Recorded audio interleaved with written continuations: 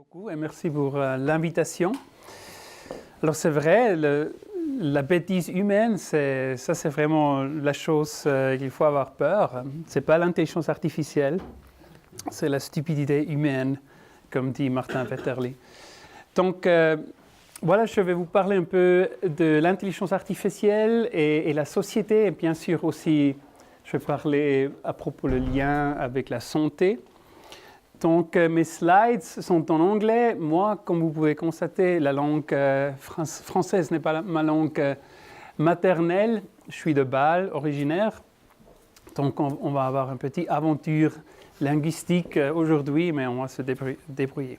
Alors, le but aujourd'hui, c'est de vous expliquer un peu de ce qui se passe dans ce domaine de l'intelligence artificielle et en particulier dans l'intelligence artificielle moderne. Donc aujourd'hui, en fait, quand on parle de l'intelligence artificielle, on parle d'une technologie qui s'appelle Deep Learning. Et je ne sais pas s'il y a vraiment un mot français qui est bon pour ça. On pourrait peut-être dire l'apprentissage profond ou quelque chose. Mais on dit toujours Deep Learning. Et donc là, c'est un papier qui est sorti, je pense, 2015. Et aujourd'hui, je pense que c'est déjà plus de 10 000 citations. Donc, vous comprenez l'impact de cette technologie. Et je vais vous expliquer aussi un peu exactement ce que c'est ce deep learning, comment ça marche, comment ça fonctionne, parce que c'est important pour comprendre les conséquences de tout ça. Donc voilà, mon slide préféré. Ça, votre réseau neuronal dans votre tête vous dit dans à peu près 10 millisecondes qu'il s'agit d'un chat. J'espère. Et donc, peut-être vous avez même plus confiance que 82%, j'espère aussi, mais en tout cas, vous voyez cette image et vous faites une computation et tout de suite vous dites voilà, c'est un chat. Pour l'ordinateur, ça c'est extrêmement difficile. Et en fait, on a essayé de résoudre ce problème depuis, je dirais,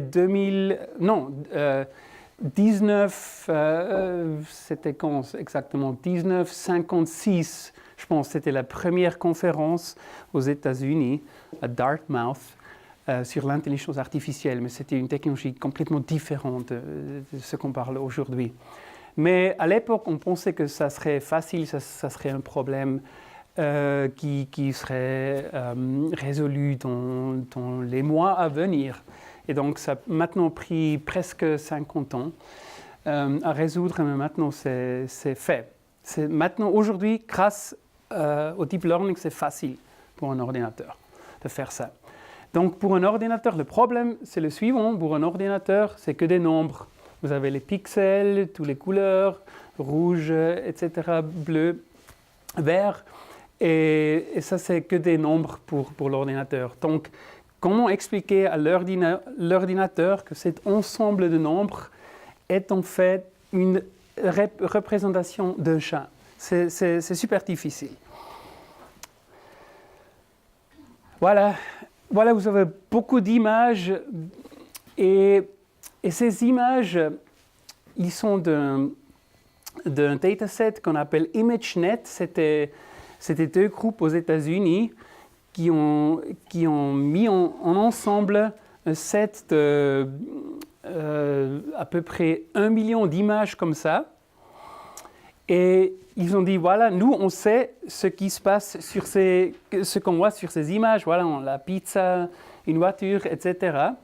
Et donc, maintenant, on fait une challenge, public challenge. Donc, c'était une compétition publique pour les chercheurs, pour les ingénieurs, de prendre ces images sans les étiquettes, sans les noms, sans les labels, et de développer un algorithme qui peut prédire ce qui se trouve sur l'image. Et voilà les résultats. Donc ça c'est on appelle classification error. Donc idéalement vous êtes à 0, vous ne faites pas de faute. Et voilà, vous voyez, même en 2010, le meilleur algorithme faisait beaucoup de fautes, presque 30% erreurs. Mais là, comme vous le pouvez constater, quelque chose se passait. Et je pense que la slide suivante, voilà. Donc, 2015, le meilleur algorithme était mieux que les êtres humains. Les êtres humains font quelques fautes aussi parce qu'il s'agit de petites images et ce n'est pas toujours clair et il faut très vite dans un temps limité. Et donc, qu'est-ce qui se passait là? C'était quoi la grande révolution? Eh bien, c'est exactement ce deep learning. Donc là, les meilleurs algorithmes utilisaient le deep learning. Donc, qu'est-ce que c'est le deep learning? Voilà. Ici, vous avez une représentation plutôt artistique d'un réseau qu'on utilise aujourd'hui. On appelle ça les réseaux neuronaux artificiels, mais je ne trouve pas un bon nom pour ça parce qu'il n'y a rien neuronal là-dedans. Il s'agit de... Tous les nœuds ici sont vraiment des opérations mathématiques. Donc ici, vous avez à la première couche, vous avez l'image, donc tous les nombres. Donc tous les nombres sont transformés par des simples opérations mathématiques. Et à la fin, la dernière couche, voilà, c'est le output layer. Là, vous avez par exemple toutes vos classes, disons chat, chien, je ne sais pas, singe, baleine, etc. Et si le réseau marche comme il devrait, vous avez le pourcentage ici et la pourcentage la plus haute, ben voilà, ça c'est la confiance que le réseau fait dans la prédiction. Donc peut-être ça, ici vous avez 90%, ici vous avez 2%, 1%, je ne sais pas, 4%. Voilà, le réseau vous dit, bon, avec une confiance de 90%, c'est un chat, par exemple. Et ça, c'est la raison. Voilà, vous voyez, vous avez plusieurs couches. Et c'est pour ça, c'est la raison pour laquelle on appelle ça le deep learning. Il n'y a rien de profond du côté philosophique là-dedans. C'est profond parce qu'il y a plusieurs couches de ces nœuds. Donc, est-ce que ça marche? Voilà, moi je pense oui, ça marche. Mais si vous voulez une autre preuve, voilà, le nombre des papiers scientifiques avec deep learning dans le titre ou dans l'abstrait. Et vous voyez, ça s'arrête déjà en 2017. Je pense que les nombres que j'ai vus pour 2018, c'était plus de 10 000 papiers. Et c'est peer-reviewed, donc c'est après le preprint. Et voilà, je pense que c'est une bonne démonstration de l'effet. Donc, maintenant, c'est où? Donc, maintenant, on a cette technologie, elle est utilisée quand et comment? Donc, voici quelques domaines où on peut utiliser. Donc, la reconnaissance image, je viens de parler. Ça, c'est un domaine assez vaste, je trouve. Le Natural Language Processing, donc le traitement de la langue naturelle, donc le moment où vous parlez avec, je ne sais pas, Siri ou je ne sais pas quoi, Alexa, c'est Deep Learning. La prise de décision, et peut-être ça c'est important aussi pour vous à l'avenir, dans des environnements complexes, mais là, par exemple, on parle des choses comme les self-driving cars, donc les voitures autonomes. Il faut toujours prendre des décisions chaque seconde. Et en fait, ce sont des domaines extrêmement vastes et c'est pour ça que le deep learning et l'intelligence artificielle est maintenant partout. Voilà, donc j'ai maintenant quelques slides. Donc ça c'est déjà, je ne veux pas aller plus profond dans la technologie elle-même. C'est en fait un peu le principe. Mais il y a quelques observations que j'espère que vous maintenant comprenez, qui ont des conséquences assez importantes. Donc la première observation, c'est quand on entraîne ces réseaux, il faut avoir beaucoup de données. Donc si vous voulez entraîner un réseau pour classifier des espèces d'animaux, disons, il faut à peu près au minimum 500 ou 1000 images par classe. Donc c'est pour ça qu'on parle beaucoup de big data aujourd'hui. Je ne comprends pas exactement l'obsession avec le big data, parce que le big data, c'est vraiment un problème. Si vous avez trop de data, si vous avez beaucoup de data, c'est toujours pire. Mais la raison pour laquelle tout le monde est complètement presque accro au big data, c'est parce que le big data, c'est vraiment la condition pour le deep learning. Donc c'est pour ça que toutes les organisations sont extrêmement intéressées à obtenir beaucoup de data. C'est parce que ça vraiment aide le développement de l'intelligence artificielle. Donc c'est la première chose. La deuxième observation, c'est ce qu'on appelle end-to-end learning. Donc, je ne sais pas qu'on pouvait dire de bout en bout peut-être, mais l'idée c'est vraiment, voilà ici le réseau, et vous pouvez constater qu'il n'y a pas d'être humain ici dedans. Il n'y a pas d'expertise. On prend les images. Les images sont classifiées par les experts, ça c'est clair. Donc s'il s'agit des images peut-être dans le domaine de la médecine, probablement j'espère, il y avait un médecin qui a fait le diagnostic, et puis on entraîne le réseau, et puis à la fin, on a le résultat. Mais il n'y a pas vraiment d'expertise qu'on met dans le réseau. Le réseau s'entraîne soi-même sur les données. Et c'est pour ça qu'on appelle ça end-to-end.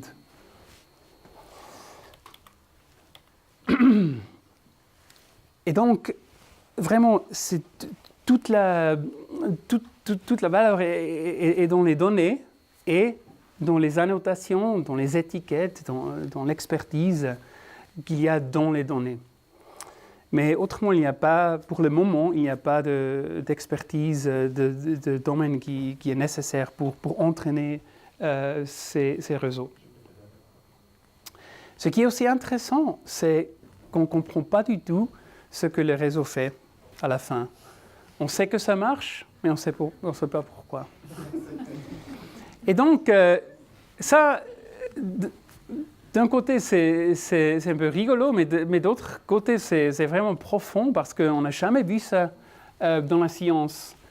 On a toujours commencé par comprendre quelque chose, et puis après on a compris quelque chose, on a créé des outils. C'est pas exactement vrai, mais plus ou moins c'est vrai. Et maintenant, c'est complètement le contraire. On a des outils extrêmement puissants, mais on n'a aucune idée comment ils marchent. Donc, côté philosophique, politique, c'est un défi, si on peut dire ça. Voilà, troisième observation. Donc, comme je viens de dire, le réseau s'entraîne sur les données. Donc, si les données sont par exemple biaisées, le réseau, il va être biaisé aussi. Et ça, c'est un grand problème. Donc, si les données ne sont pas justes, ou si, par exemple, vous entraînez un réseau pour faire un diagnostic de cancer du, je ne sais pas quoi, skin cancer, on dit comment ? La peau, merci. Et vous faites ça que sur les images des Européens, peut-être ça ne va pas marcher sur les Africains, par exemple. Ou si vous avez un algorithme, disons plutôt dans le domaine juridique, qui s'entraîne sur les cas juridiques du passé, ça va être probablement un problème, parce que les décisions ont été prises à l'époque quand on était probablement beaucoup plus sexiste, probablement beaucoup plus raciste qu'aujourd'hui. Et donc, le réseau va aussi être raciste et sexiste. Et on a eu beaucoup d'exemples comme ça, malheureusement. Donc, il faut être extrêmement... oui, il faut faire attention à ça. Voilà, la dernière observation. Les sociétés, les grandes sociétés technologiques comme Google, Facebook, Amazon et les universités, bien sûr, aujourd'hui, on développe des frameworks pour le deep learning et normalement, on met immédiatement en ligne, open source, donc tout le monde peut utiliser gratuitement. Et tout le monde le fait. Et donc la conséquence là, c'est que les logiciels eux-mêmes, ce n'est plus, ça c'est pas la limite. La limite, c'est vraiment les données. Et c'est les données qui deviennent l'avantage compétitif. Et c'est pour ça qu'il y a cette lutte, cette bataille pour les données aujourd'hui, aussi dans la population. Voilà, quelque chose qui est assez nouveau dans ce domaine, mais je pense qu'il va être super intéressant et je pense dans 5 ans, quand on parle de l'intelligence artificielle, on parle presque 100% de ça, parce que c'est vraiment la nouvelle technologie qui est même plus puissante que le deep learning. C'est aussi c'est aussi une façon de deep learning, mais ça s'appelle reinforcement learning.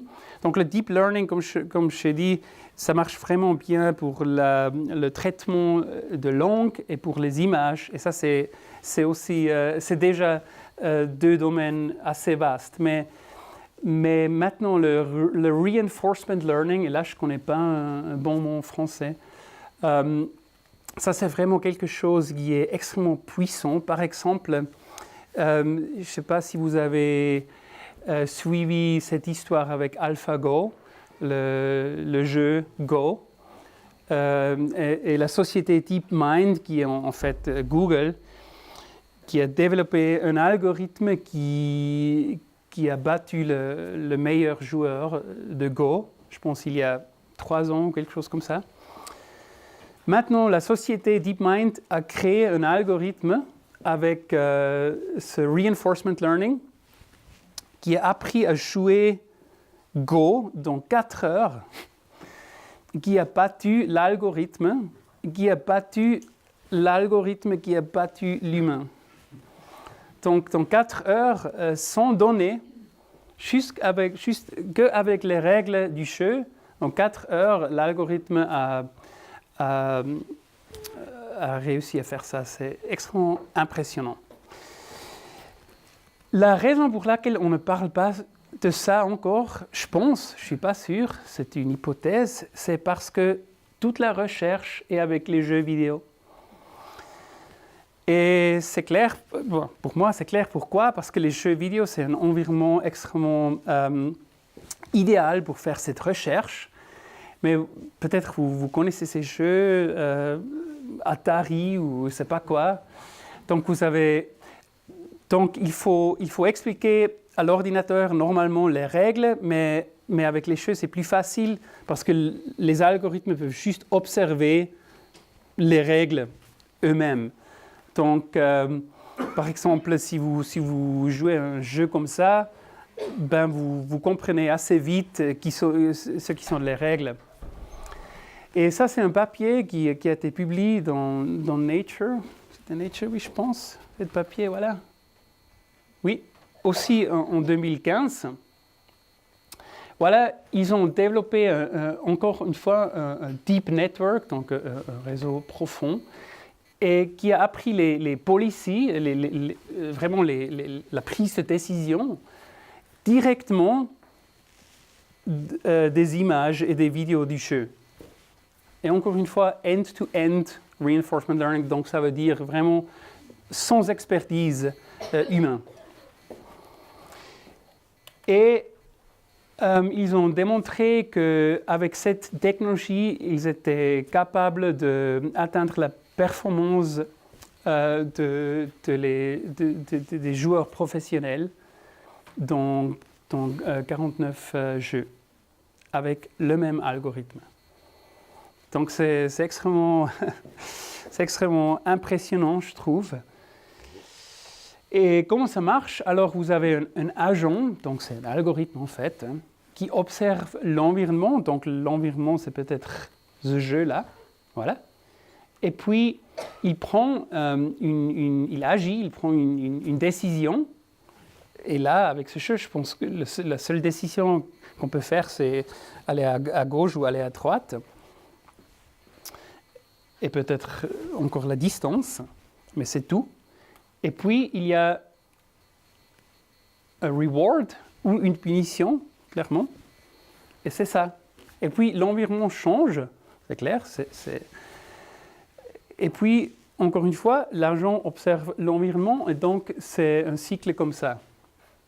Et l'agent va... Donc l'agent, c'est vraiment le réseau neuronal artificiel, va s'entraîner à prendre des décisions qui minimisent la punition.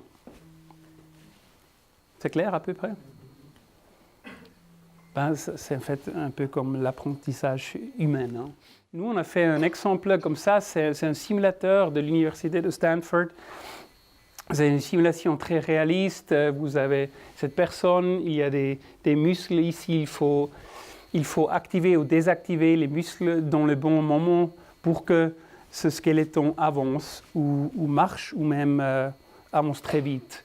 Et là, j'ai des vidéos, mais ça ne marche pas ici. Mais ce qui est intéressant, c'est que ça marche extrêmement bien. Et ça, on a fait l'année dernière. Au début, en mars, on nous a dit « ça c'est impossible, personne n'a réussi à résoudre ce problème ». Et après 3 mois, on avait beaucoup de solutions qui ont été soumises. Et je peux peut-être plus tard vous démontrer le vidéo. Les squelettons vraiment marchent très très vite. Donc si vous pensez à la navigation, la robotique, les voitures autonomes, quand vous pensez peut-être à la médecine, prise de décision, quand vous pensez à la planification stratégique, il faut faire une allocation de ressources. J'étais ce matin à l'OMS par exemple, c'est toujours là la grande question. Si vous voulez, je ne sais pas, avoir une stratégie pour le transport, disons, là, maintenant, on travaille en fait avec les CFF qui utilisent cette technologie maintenant pour développer les horaires. C'est pas ma faute, hein? Pas encore. L'année prochaine, vous pouvez m'appeler. Donc, je pense vraiment que ça va être le domaine le plus actif. Voilà.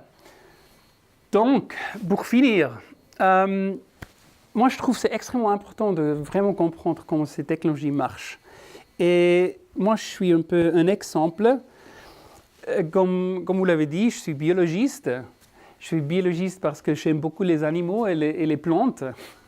Et je n'avais aucune idée de l'intelligence artificielle dans les années 90 quand j'étais étudiant. Mais pendant les années, disons les dernières 10 années, j'ai constaté que j'ai commencé un peu avec ces technologies surtout pour être capable de vraiment gérer ces grandes quantités de données qu'on a obtenues, par exemple par Twitter. On ne pourrait plus faire de manière manuelle. Donc, je me suis jeté un peu là-dedans et j'ai commencé à comprendre comment ça marche. Et après quelques années, j'ai réalisé que à peu près 80% de mon temps, et certainement du temps de mes collaborateurs dans mon groupe, ils utilisent cette technologie. Donc, je me suis dit, si ça c'est vrai pour moi, c'est probablement à terme vrai pour presque tout le monde. Et donc, qu'est-ce qu'on peut faire? Pour moi, c'était facile. Je suis professeur dans une école technologique, donc j'ai le temps de faire ça. j'ai même l'obligation de faire ça. Mais pour le reste, c'est un peu plus difficile. Et nous, à l'EPFL, on s'est dit comment on va gérer ça, parce qu'on peut bien sûr dire, bon, on forme des ingénieurs, et c'est la prochaine génération qui va faire ça. Mais je pense que ce n'est pas suffisant. C'est vraiment une technologie qui se développe tellement vite et qui a un effet très fort tellement vite dans notre vie, que ce soit en tant que médecin, en tant que citoyen, qu'il faut vraiment comprendre un peu de quoi il s'agit. Et là, c'est clair, vous n'avez pas le temps de revenir ou venir à l'EPFL pendant 2 années. Et donc, c'est pourquoi on a créé cette école qui s'appelle l'Extension School, dont je suis directeur académique. Donc, ce sont des cours en ligne, mais ce ne sont pas des MOOCs. Peut-être que vous avez entendu parler des MOOCs. C'est Massive Open Online Courses. Je trouve intéressant, mais je pense que ça ne marche pas. Désolé. Bon, ça marche bien pour quelques personnes. Ça marche bien pour quelques personnes. Mais si vous avez une profession, vous avez des enfants, vous n'avez pas beaucoup de temps, il faut vraiment des cours où vous avez un support, un soutien personnel en ligne. Et donc, ça, c'est le principe de l'Extension School. Ce sont des cours en ligne comme les MOOC, mais vous avez un soutien personnel. Et ce qui est aussi intéressant, peut-être ce n'est pas très intéressant pour vous, parce que probablement vous êtes tous déjà académiques dans un quelque sens, mais on a réussi à créer cette école dans une manière que tout le monde peut y participer, même si les personnes n'ont pas de diplôme encore. Mais les programmes sont quand même accrédités. Donc ça ne s'est jamais passé en Suisse. Je pense que c'est la première fois dans l'histoire qu'on ouvre des cours comme ça pour vraiment tout le monde. Et donc, c'est l'EPFL, mais ce n'est pas du tout théorique. C'est vraiment un training vocationnel, professionnel appliqué. On se concentre 100% sur l'application. Donc, ça existe maintenant depuis déjà, je pense, exactement 12 mois. Donc, c'est assez nouveau, mais ça marche super bien. Donc, on a des cours comme ça, Applied Data Science, Machine Learning. Malheureusement, c'est tout en anglais. Ce n'est pas à cause de moi. Bon, c'est un peu à cause de moi, mais pas à cause de ma langue. C'est parce qu'on trouve que cette technologie avance tellement vite.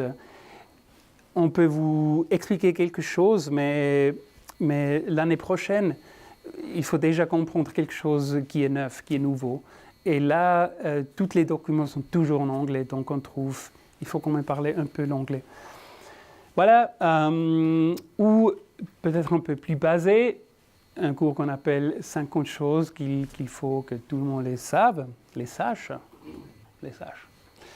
Voilà, et des autres cours. Donc, c'est un peu ça. J'ai encore 1 ou 2 slides qui sont un peu plus liés à la santé. Comme je viens de dire, maintenant je travaille beaucoup avec l'OMS. Et l'OMS est complètement confusée par ces développements, parce que au fond, c'est pas une organisation technologique. Ce qui fait sens, c'est l'OMS. Mais il y a vraiment une situation complètement Wild West dans ce domaine, et je pense que vous savez le bien. Par exemple, il y a des milliers, je pense maintenant, d'applications sur les Apple App Stores ou sur les Play Stores sur Google qui font des diagnostics, par exemple, et qui ne sont pas régulés. Et donc, il y a beaucoup de pays qui viennent chez OMS et ils demandent à l'OMS comment va-t-on réguler, comment va-t-on faire la régulation de tout ça. Et donc, l'OMS a contacté l'ITU, donc l'International Telecommunication Union. Eux, ils ont dit, nous, on ne sait rien de la santé. Donc, c'était un peu un jeu ping-pong là. Et il y a quelques mois, en juillet, on a créé avec l'EPFL et avec l'OMS et l'ITU un groupe qui s'appelle Focus Group AI for Health. Et là, l'idée, c'est vraiment de faire un type de benchmarking. Donc, par exemple, si on dit on veut créer des algorithmes, où il existe clairement un marché pour des algorithmes pour la classification des cancers de la peau avec les portables, par exemple. Là, il n'y a pas de benchmark, donc il faut faire un benchmark. Il faut vraiment créer un système où il y a des données qu'on a confiance dedans. Et donc, les gens ou les sociétés peuvent soumettre leurs modèles, leurs applications, et nous, on va faire le benchmarking. Donc, nous, on va tester et évaluer ces algorithmes et éventuellement, si ça marche bien, donner un type de certificat pour les algorithmes. Et donc, on a eu la première réunion à l'OMS en septembre. La semaine passée, j'étais à New York. Pour la troisième va se passer à l'EPFL en janvier, si vous êtes intéressé. Voilà, ça c'est le site web de ce groupe à l'ITU. Et voilà le principe fondamental. On a des données. On va aussi, si on peut, créer des données publiques, si c'est possible. Mais sinon, tout le monde peut créer des algorithmes. Ils peuvent, train your AI model. Donc, tout le monde peut créer les algorithmes. Ils peuvent soumettre leur modèle à une plateforme qu'on est en train de développer. Puis, nous, on va tester l'algorithme sur des bases de données qu'on a confiance et qui sont complètement privées. C'est clair, autrement, ça ne marchait pas. Et puis, les personnes qui ont soumis une application ou un modèle, un algorithme, vont recevoir l'évaluation. Et puis, on a un petit leaderboard, un ranking, qui est le mieux, quelle est la distribution des évaluations. Et donc, c'est un cycle, et on trouve, si ça marche bien, ça peut vraiment être presque un nouveau système disons, régulation pour ces algorithmes. Et ça, c'est quelque chose qu'on trouve assez important. L'EPFL a vraiment une belle histoire de travailler avec le secteur privé, mais on trouve maintenant la collaboration avec le secteur non gouvernemental, et certainement avec Genève International, n'est pas assez fort. On peut faire beaucoup plus. Et donc, ça, c'est vraiment l'idée là-dedans. C'est un des projets qu'on fait maintenant dans ce AI for Good Spirit. Voilà, j'arrête ici. Merci.